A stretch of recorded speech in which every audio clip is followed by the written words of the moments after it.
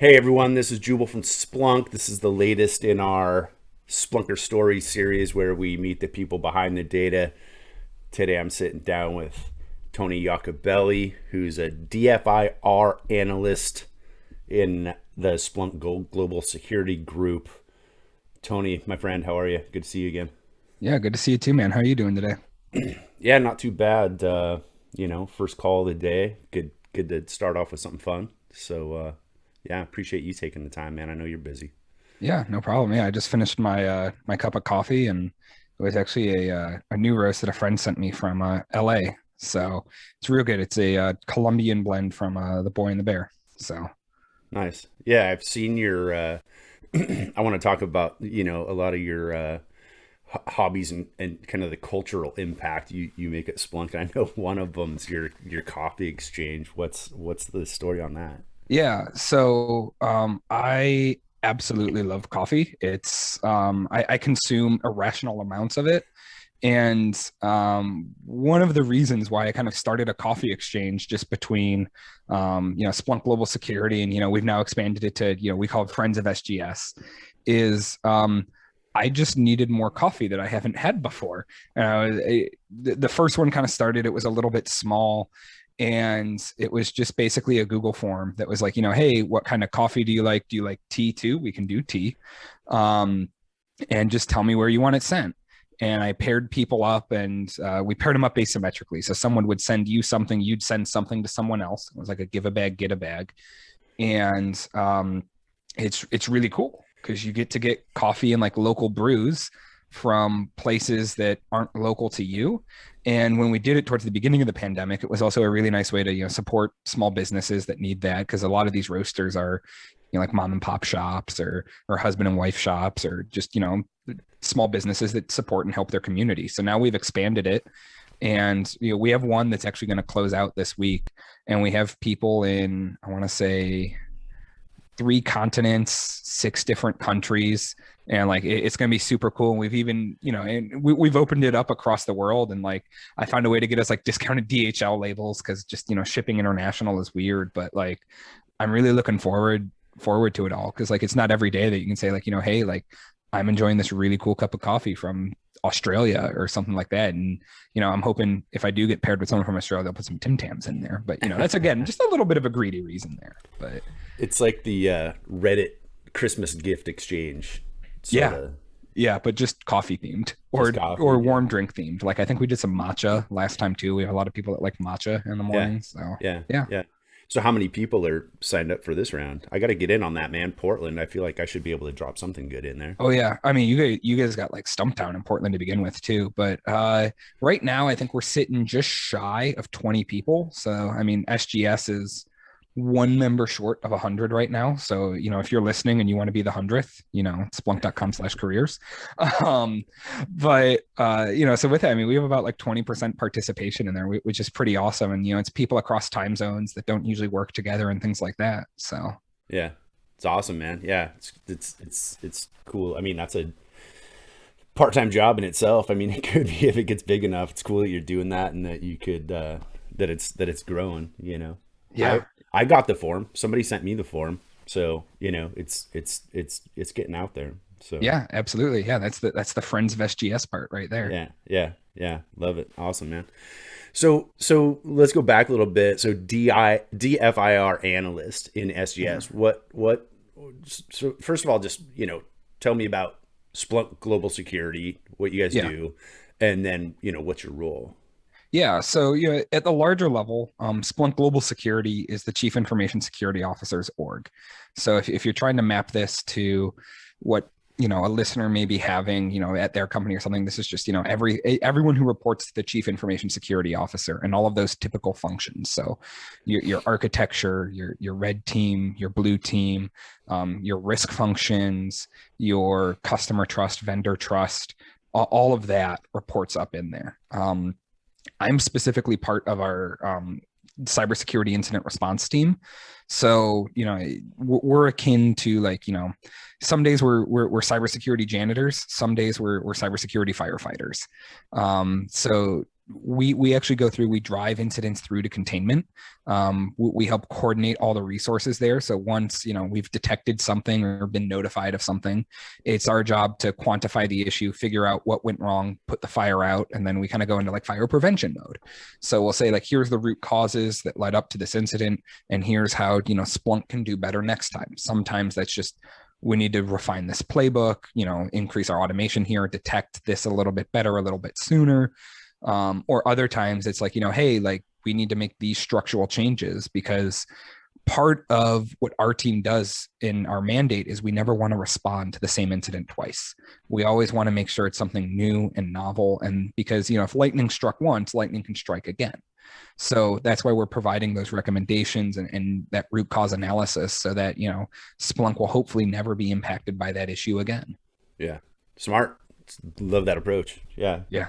Lightning, you don't want like lightning striking twice in the same place. It doesn't make any sense. Yeah. I was actually reading an article, and apparently this is the furthest the US has ever made it without a lightning death too in the year already, which is weird because we're in July, and that's like a weird statistic for someone to keep too. But like that just came across my newsfeed this morning. I wonder if it's because everyone's staying home still or something like that. No one's outside in the, Yeah. fields, In a area to be struck by lightning. I don't know. That is an interesting stat for sure. Huh. Crazy. Well, that's good. Yeah. Let's keep that one going. Yeah. What you talked about, there's a customer and vendor piece or partner piece as well to that. How's that tie in? Yeah. So, I mean, luckily those teams don't usually interface with CERT because there's no fires or anything. But our customer trust team exists to help equip our customers with the data and knowledge that they need, so that they can rest easy knowing that Splunk's doing everything it can to protect their data, their company, their reputation. And, they also help just our customers realize that, Splunk takes security very seriously, and our customers have very high demands of us. And that's because, they've come to expect not only best in class products, but also just best in class bleeding edge, security. So our customer trust team is there so that our customers can rest easy.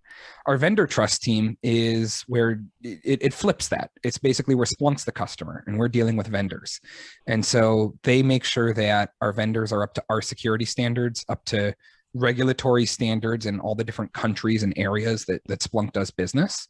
And they make sure that Splunk can trust the vendors. And also we have plans and mitigations in place, should something go wrong, because, a lot of people like to think, oh, my company will never have a breach, or, my company will never have a security issue, but that's just a false sense of security you're giving yourself. It's always a matter of when and not if. So we do everything we can to make sure we're minimizing the impact, and we know what that would be, but we also have a rock solid plan on how to respond if something does occur there. Love it. Yeah. Awesome, man. So how'd you get into this? I mean, tell me about how you kind of came up. How'd you get into cybersecurity? And then ultimately, how did you end up at Splunk? Yeah. So I started off wanting to be like a computer networking professional and just start with like, basically, making the tubes of the internet that delivers cat videos work.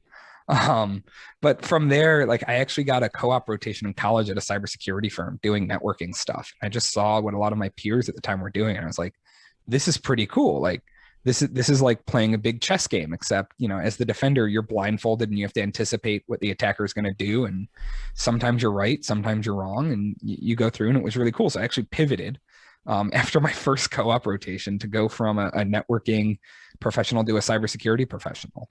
And so from there, after that co-op, I actually got hired on a whim. I applied for a full-time job at the university I was studying at, and I somehow got it. And so from there, I was able to have a bunch of great mentors and a bunch of other people who really helped me learn and grow and, learn a little bit about everything. Cause, we were a large Research One institution, and there were 11 of us. And like, we had 60,000 students, faculty, and staff. And we had everything under the sun. We had, power plants. So you got to learn about like industrial and ICS security. We had a police department. We had, bleeding edge research. We had all the problems every other entity has. But, if you want to learn a lot about a lot of different things very quick. A university is a great place to grow. And Yeah. that's actually where I first got exposed to Splunk as well. So I was hired to, set up and run a Splunk deployment at the university so that we can just do all the typical security use cases and IT use cases that a lot of our customers have come to do. And from there, it was just time to move on once I realized that. And so I was on Reddit one day and I actually found the job posting for the role I'm in now on Reddit. And I was like, well, this has all the right words. This is a company I know, and everyone I know there seems to be happy and enjoys what they do. And I really like the product. So let's just apply for it. And, bing, bang, boom, here I am. So, nobody has a straightforward path to where they are now or how they got into the industry. But I'm really happy that I just happened to be browsing Reddit that day. Yeah. I love that you found a job on Reddit. It's like go for the Dogecoin memes and leave with a job offer, right? Yeah, exactly. Like I literally found this job on the Splunk subreddit. Yeah. It's awesome. Check it out. The Yeah. Splunk subreddit if you haven't yet. There's a lot of good conversation going on there, and maybe find your next job. Anybody listening, check it out. And you're still involved with the university, right? Yeah. So I'm an adjunct professor. So Splunker by day, professor by night. And so I teach two different courses at the university within the IT program. I teach the name of the course. One of the courses is Information Security and Assurance, and that's like Information Security 101, and that's open to anyone in the university. So one of the big challenges there is like you'll have people where this is their first college course ever. And, I taught it 8 a.m. Monday, Wednesday, Friday. So it was just like in the fall. It was like, hello, true college freshmen, like, welcome to your first college course. And since it's open to anyone, you might get someone who's like, in the music conservatory, and it's like, hello, flute major, let's learn about cybersecurity. So, I mean, you really have to start at the ground floor there. And like a great example of that is like, we have a module that covers network security. But to have an informed discussion about network security, we first have to talk about computer networking. And even if they're in a technical major, this is the first course they've taken in college. So like they probably don't have the baseline there. So like we take a week, we learn about networking, then we can talk about the security implications there. And that's really cool. And it's a general good, awareness course. And it's the bedrock for what a lot of the technical people will have later on. Yeah. The second course I teach is part of our senior design sequence, and I'm the cybersecurity advisor. So the program I teach in is a very hands-on program, and we have a senior design sequence, and you have to do like a long form project. You have to make something tangible. You have to do something. And it's like the last hurdle they have before they have to graduate. So I advise, like last year I had about 11 groups on just, how to make their project successful, help guide them on the programs. And we had projects on everything from a student who had a full-time job offer was starting to build out a cybersecurity audit program at the law firm that he worked at. So his project was, building out how do we audit, how do we attest, and how do we help, the customers of this law firm actually, level up their cybersecurity. We had people doing very technical solutions on like reverse engineering and malware analysis and making it more accessible on how to learn that. We had education solutions where, how do we get people in lower grades and lower levels actually involved and aware of the issues, because knowing is 50% of the battle.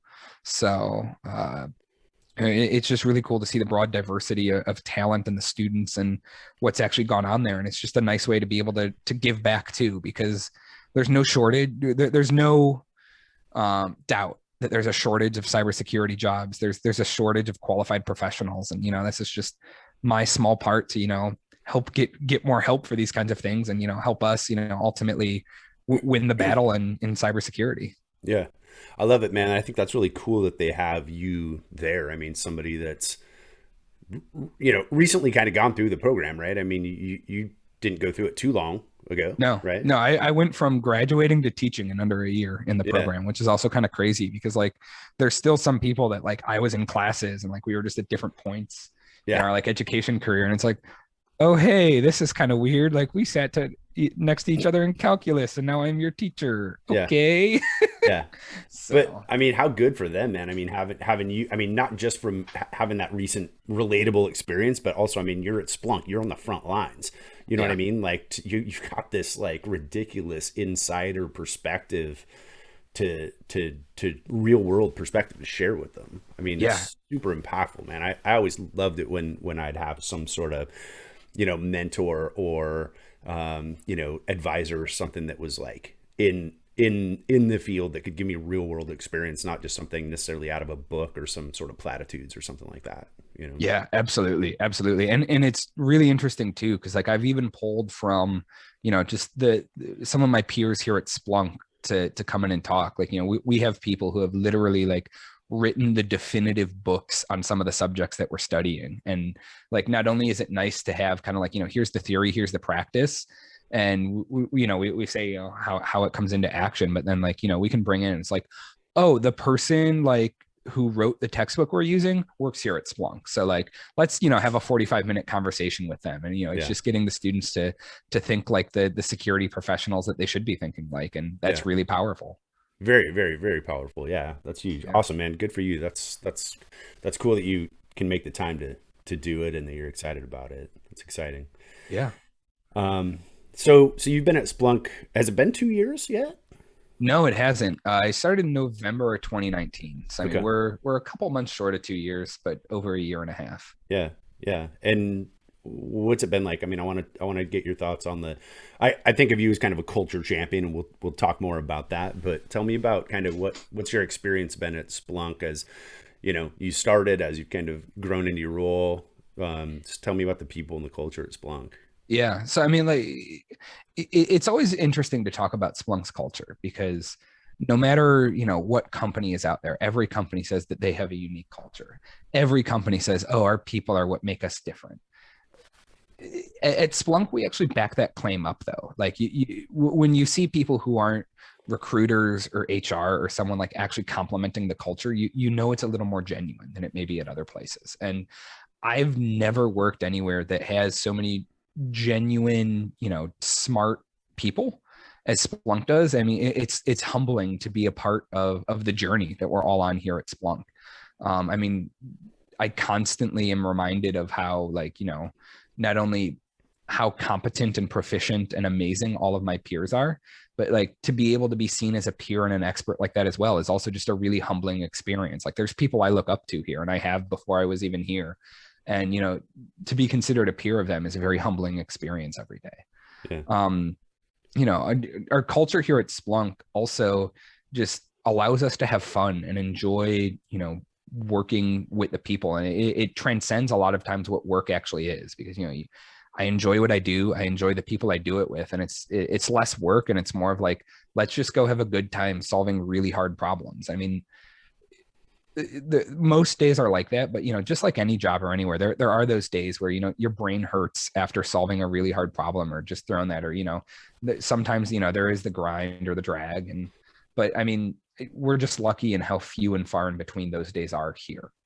On a couple more things about like SGS and like securities culture specifically, I'm impressed at how we don't have the us versus them mindset that a lot of other places have, where, like IT is like, you darn security people just always don't, let us work or let us solve the problems. And it's a death by 1,000 paper cuts. We have genuine stakeholdership and partnership with those kinds of teams here. And we realize that we're all on the same team, and, an ounce of prevention is worth its weight in, whatever hot, rare metal is on the market today.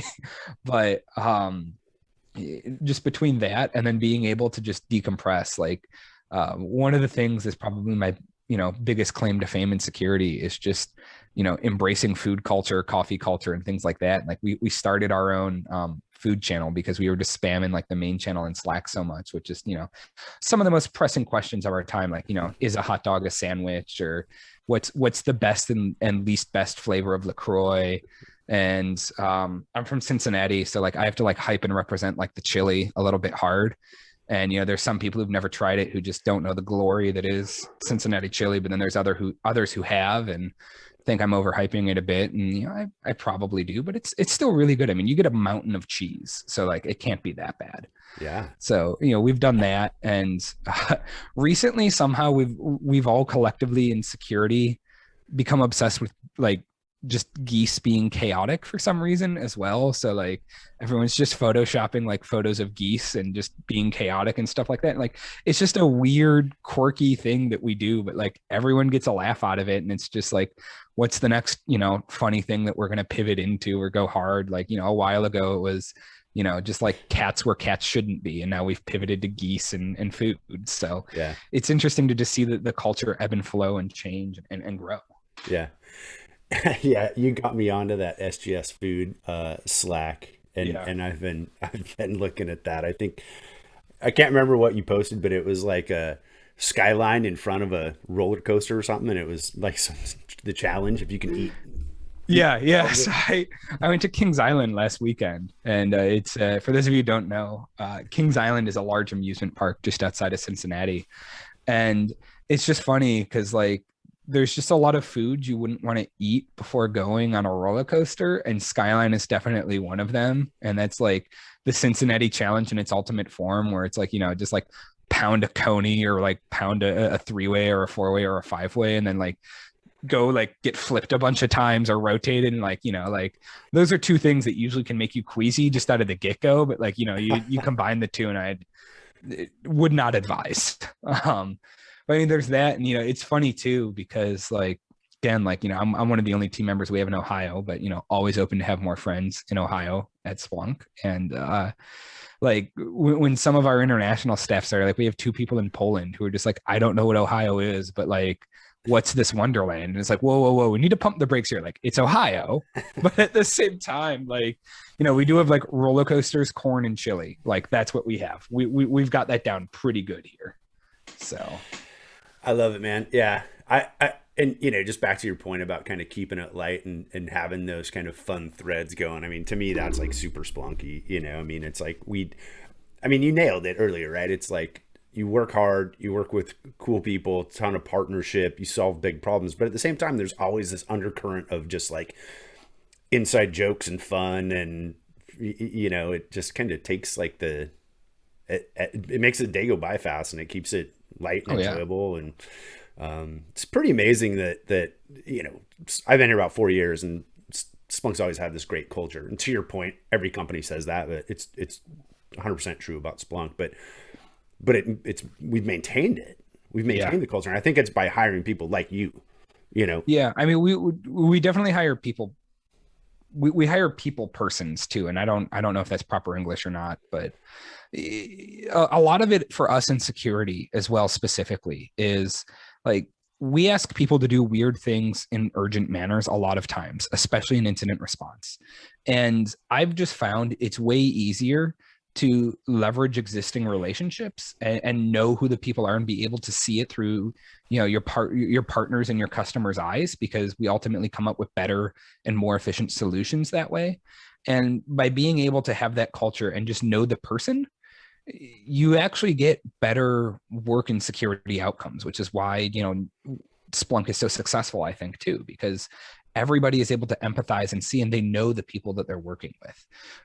One of our worst case scenarios, specifically in incident response, is the first time we're meeting someone is in the middle of an incident, and like first, I'm going to go back to that firefighting analogy I had, but like first we have to like pull them out of a burning building.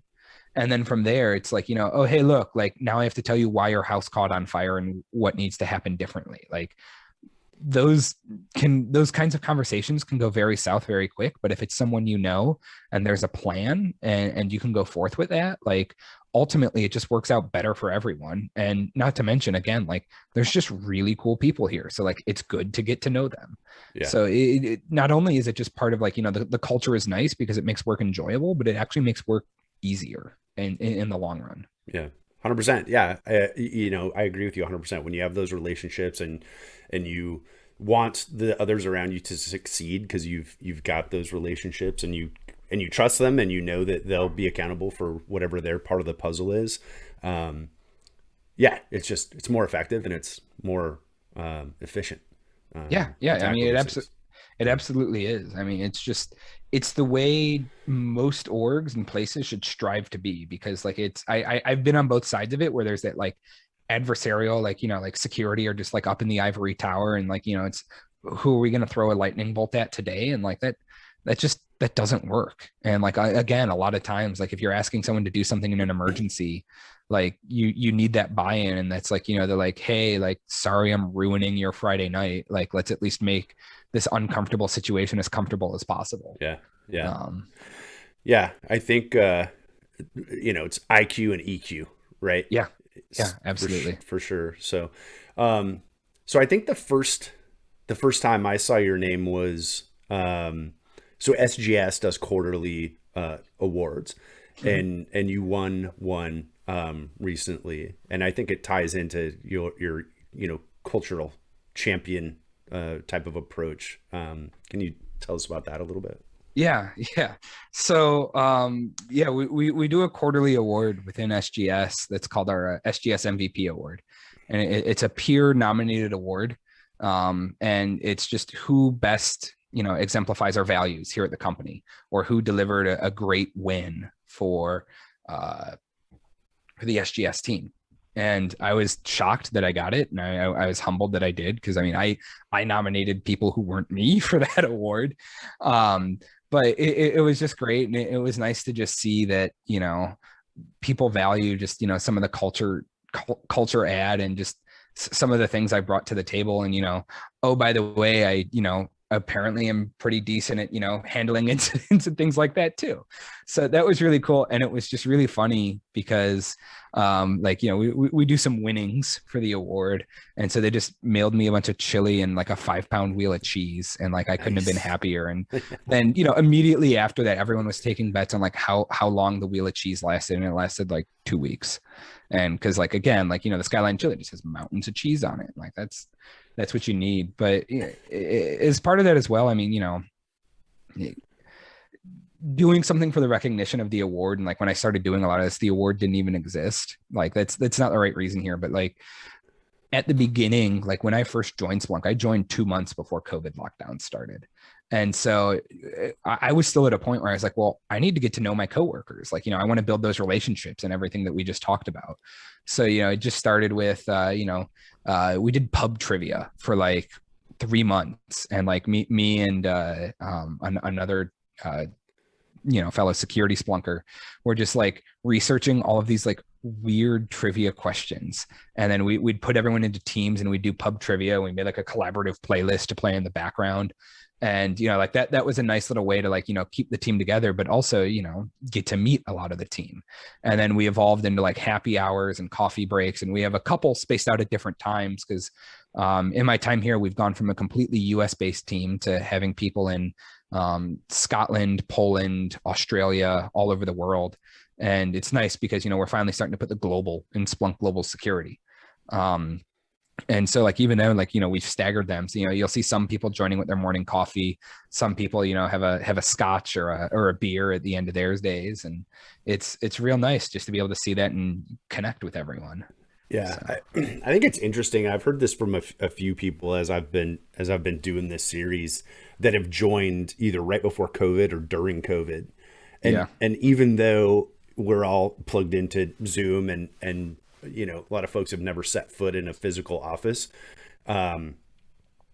they still say the culture and the people are incredibly strong and something they've never experienced before. And I think that is, kind of case in point is, it's not about ping pong tables. It's not about, all you can drink Red Bulls. It's not about, anything being in the office. It is Yeah. the people. Oh, So it absolutely is. I mean, I will say, in those first 2 months though, versus like COVID, like with me being a fully remote employee, it's kind of like nice seeing, people not get free food, like in the middle of like a Zoom meeting or something. And like, like, oh yeah, we got pizza from this really cool place. I'm like, I know that place. It's really good. yeah, Here's my sandwich. right. Yeah, But I'm really looking forward to go back to a Splunk office actually as a Splunker, because I've been to our San Francisco headquarters, but as a customer doing an admin boot camp when I was doing training. So it's funny because like I'm one of the people in the org and be like, yeah, I've been to a Splunk office, but not as a Splunker. And Right. those are two very different experiences. Yeah. Yeah.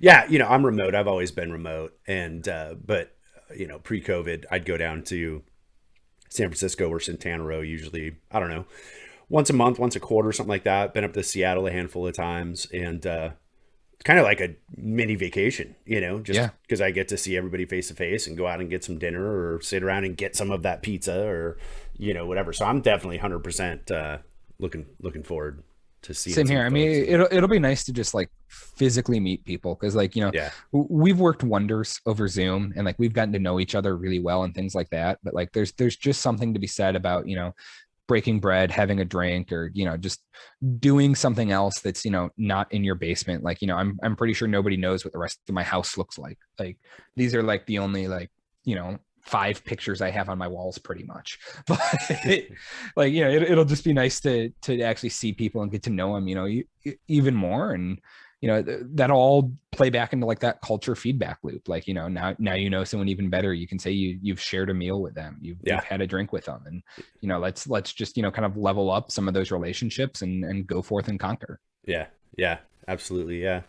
It's pretty amazing though that I just again, I'd love to hear that story of people that have joined recently, and the culture is the people. It's not the office, it's not the environment necessarily. It's the work and it's the people. And if we're remote and it's via Zoom, then the culture still is strong. So Yeah, I think it absolutely. speaks for itself. So, um, so so Tony, tell me why you think now is a good time to join Splunk for cybersecurity professionals and just anybody out there. Yeah. So internally, we always say like, being at Splunk is like riding on a rocket ship. And, it gets shaky at times, but, the rocket's oriented in the right direction and we're doing the right things. Sometimes we have questions, are we on the first stage of the rocket, the second stage, the third stage? And, if you can't tell, I'm a huge like aviation geek too. But why now specifically is a great time is Splunk is uniquely poised as a company, both from the culture that we've been talking about this whole time, but also from a product perspective and a market perspective, to really start up leveling. And people already realize that Splunk is a trusted partner if you have hard data problems to solve, or if you need visibility. And there's a Splunk t-shirt that says see the forest and the trees. We give you that visibility to do that. And as we're growing our cloud platforms, and we just recently launched a completely revamped observability suite here. Not only is it cool to just be part of that momentum and be part of a company that's recognized for doing cutting edge, bleeding edge, market leading things, but at the same time too, like as we grow the company, that increases the complexity of the cybersecurity problems that we have to solve. It increases the scope of what we need to do. And we need more great people here. And so I think the confluence of we're a fairly mature team, but we still have ways to go in that quest for being better at everything we do, and we'll never finish that quest because you can always do things better. And then beyond that, just knowing that you have a team of industry leading professionals. Like the amount of times where I'm in an interviewing someone to come on board, one of the questions I love to ask, how do you keep up on like current trends in the industry, or how do you keep up on what's going on today? The amount of times that like my peers in SGS get name dropped, and like these people don't even realize that like you could work alongside these people is astonishing. And that really says that like we have the right people, we have the right vision, we have the tools, and it's just a matter of executing on that, staying a step ahead of the attackers, and coming to work in someone that's not only vibrant from a diversity and people perspective, but dynamic. Is You're not going to find that at many other places anywhere else. Yeah. Yeah.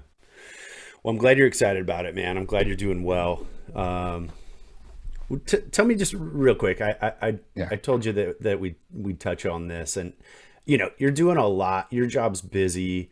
You're doing a lot behind the scenes, just from a kind of team building and cultural standpoint. But it's not all like you're not working around the clock, right? I mean, you're a traveler. You're taking Yeah. some time off, right? I mean, just let's talk just about the work-life balance piece and kind of what your plans are for the summer. Yeah. I mean, so one of the biggest things that people naturally in the security field struggle with, and I know I'm painting with, an insanely broad brush, like bigger than the one at like the beginning of Bob Ross, where he like paints the whole screen. Um, but I mean, like it's easy to get burnt out in security. You can have the best people, the best balance, but like it happens. And part of the nature of that is you can't control when the incidents come in. You can't control the scale of that, and you can't control like if an attacker or an actor just wants to make you have a bad day. So um, we really really strive to maintain that work life balance because burnout isn't good for you. It's not good for your team, and it's not good for the larger organization. So to that end, I love to travel and just completely disconnect because I have a little brother who a couple of years ago, when he was still like a little kid, was like trying to understand what I did. And he's like, no, you just like sit at your computer all day. That's awesome. You just play video games. And it's like, no, you could use a computer for other things than video games. But like that really made me think like, like some days I'd just be in front of my computer, I'd work, and then I'd fire up this computer and just like switch the input on my monitor. And it's like, oh my gosh, I sat in this chair for 12 hours today, or something crazy like that. So I've really gotten into traveling, disconnecting. I am just an absolute nut for our national parks here in this country. We are really lucky to have the diversity of parks and landscape and everything else. So like next week, and I know just, listener, this is probably coming out timeline wise. So next week, as of when we're recording this, I'll be in Yellowstone and Grand Teton National Parks. And then I'm going right from there to DC. And the beauty of being remote is, anywhere I have my Splunk laptop, I can work. So I'm actually going to work a few days at the tail end of that from DC and catch up, see some friends, maybe see some of my fellow Splunkers and teammates there, and just kind of an unofficial gathering. And go forth and work and relax there. And then beyond that, doing all kinds of other fun travels. Like we're doing visiting some friends in Dallas. We're going to go over to Arkansas, see some of the sites in Arkansas. And then I got some vacation with the family coming up. And then what I'm most proud of is I literally won a lottery to hike the wave in Arizona. And it's like right where like Arizona and Utah meet. And it's this beautiful sandstone formation. If you ever used Windows 7 and they had like the weird like sandstone formation at night picture, that's the wave in Arizona. And they only let, I think like about 30 people a day hike it. And we've been applying for months to get permits to do this because it's this crazy fine if you get caught like hiking without a permit. Like the reason they limit is every step you take it literally erodes away the sandstone, and there's no marked trail or no anything there. So like it's really easy to get lost. So like I'm refreshing my like map navigation, like get my GPS, waypoints and all that kind of stuff. So I've done that, but like even this year too, like as soon as I was fully vaccinated, I went out to Crater Lake and just, celebrated being vaccinated by going out to pretty much the middle of nowhere in Oregon and, just walked around and, did some hiking, did some snowshoeing, things like that. And it's great to just disconnect and enjoy our parks. And I'm about probably a third of the way through seeing all the national parks. But I mean, Nice. even then, like this year, I still got Yellowstone, Wind Cave, and a bunch of other places. So if you ever want to talk hiking, let me know because Yeah, that's a big thing I love to do. I love it, man. I think it's work hard, play hard, right? Like Yeah, unplug, get refreshed, come back and hit it hard. So yeah, good for you for making that a priority and bringing your little brother along. He'll never forget it. yeah, absolutely. I'm gonna kick his butt in mountain biking though. He just doesn't know it yet. It's like I've been training and training and training on my bike, and he it just comes so easy to him because he just goes. And but like now I'm hoping to give him a run for his money. So Yeah, awesome, man. Love it. Cool, fantastic. Well, just want to say thanks again, Tony, for taking the time, man. You've got an awesome story. Everybody loves you at Splunk, dude. You're doing just awesome things, and I love it that you're enjoying the ride and that you're doing great work and keeping us all safe. So Yeah, absolutely. Thanks for having me on. And, it's been a pleasure talking with you today. And, again, like now is a great time. Join Splunk, join SGS. We're always happy to have more people on board. And if you want to be the 100th person, we're right at 99. Like, come and apply. yeah, 100%. Now's the time, folks. Awesome. Thanks again. He's Tony. I'm Jubal. We are Splunk. Check us out at splunk.com/careers.